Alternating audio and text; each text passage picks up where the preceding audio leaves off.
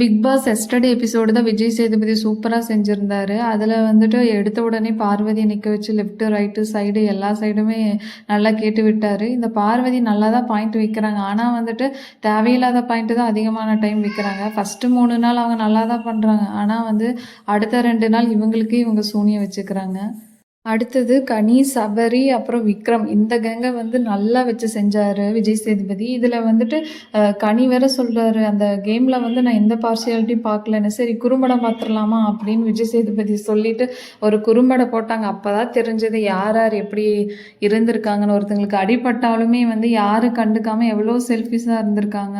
ஆனால் பார்வதி உண்மையாகவே கிரேட்டு இந்த விஷயத்தில். இதில் வந்து சபரி வந்து ஃபுல் எபிசோடும் நான் எதுவும் பண்ணலை, அதுவாக நடந்தது அப்படின்னு சொல்லிட்டு அவர் ஒரு மூஞ்சி அப்பாவி மாதிரி வச்சுக்கிறாரு. இந்த குறும்படம் பார்த்துட்டும் பார்வதி கிட்ட போயிட்டு பார்வதி இது எதுவுமே நான் வேணும்னு பண்ணல, இது ஒரு கேமு அப்படின்னு சொல்கிறாரு.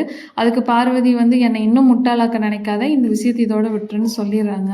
ஆனால் வந்து சபரி வந்து ஃபுல் எபிசோடுமே வந்து நான் எதுவும் வேணும்னு பண்ணல, ஆனால் எல்லாமே வேணும்னு பண்ணிட்டு அவர் வந்து ஒரு நல்லவன் அப்படிங்கிற மாதிரி வேஷம் போடுறாரு எல்லாத்து முன்னாடியும். ஆனால் பார்த்துட்ருக்க நாம் என்ன முட்டாளா, சபரி பண்ணது வேணும்னு தான் பண்ணது.